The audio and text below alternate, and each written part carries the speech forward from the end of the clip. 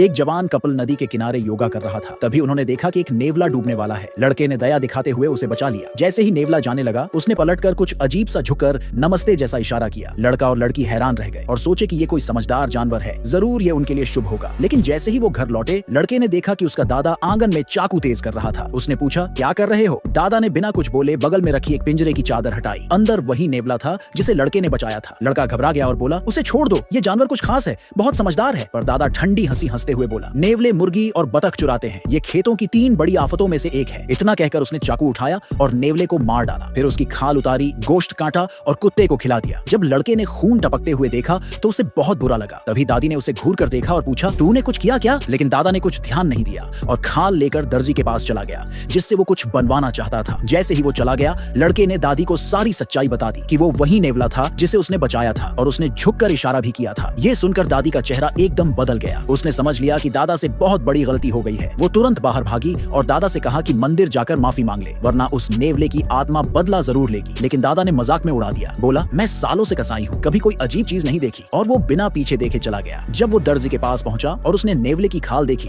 तो उसके मरे हुए आंखों में अभी भी अजीब सी चमक थी, जो देखकर दर्जी भी सन्न रह गया। जब दर्जी ने वो खाल देखी, उसने दादाजी से साफ कह दिया कि वो इसे ले जाए। उसने चेतावनी दी कि अगर इस खाल से कोई कपड़ा बनाया गया तो जो भी उसे पहनेगा उसके साथ कुछ बुरा जरूर होगा। फिर दर्जी ने दादाजी को वहां से भगा दिया। उसी रात लड़के को एक डरावना सपना आया। उसने देखा कि उसकी गर्लफ्रेंड एक नेवले में बदल गई है और उसे मारने की कोशिश कर रही है। वो पसीने से भीगा हुआ उठ बैठा। सुबह जब उसकी गर्लफ्रेंड उसके घर आई तो उसका चेहरा एकदम गंभीर था। उसने कहा कि उसने भी सपना देखा कि वो एक नेवला बन गई थी और अपने ही हाथों से उसे मार डाला। ये सुनकर लड़का चौंक गया और बोला कि उसे भी बिल्कुल वैसा ही सपना आया था। लड़की सुनकर सन्न रह गई। तभी लड़के ने जैसे ही उसकी तरफ देखा, उसे कुछ अजीब लगा। उसे अपनी गर्लफ्रेंड का चेहरा नेवले जैसा दिखा। वो डर के मारे चिल्लाया और भागकर सीधा अपनी दादी को सब कुछ बताने चला गया। जब दादी ने उसकी बात सुनी तो उसका चेहरा सफेद पड़ गया। उसे तुरंत समझ आ गया कि वो नेवला बदला लेने के लिए वापस आया है, शायद परिवार की रक्षा के नाम पर। दादी लड़के को एक आध्यात्मिक गुरु के पास ले गई, लेकिन गुरु ने सब सुनने के बाद कहा कि वो कुछ नहीं कर सकता। बोला, जब कोई नेवला बदला लेने आता है तो कोई उसे रोक नहीं सकता। उस रात जब लड़का सोने ही जा रहा था तो उसने खिड़की से काली परछाई देखी। डर के मारे उसने खुद को चादर में छुपा लिया। थोड़ी देर तक कुत्ते के भौंकने की आवाज आई, फिर सब शांत हो गया। लेकिन अगली सुबह दादी ने एक ऐसी खबर दी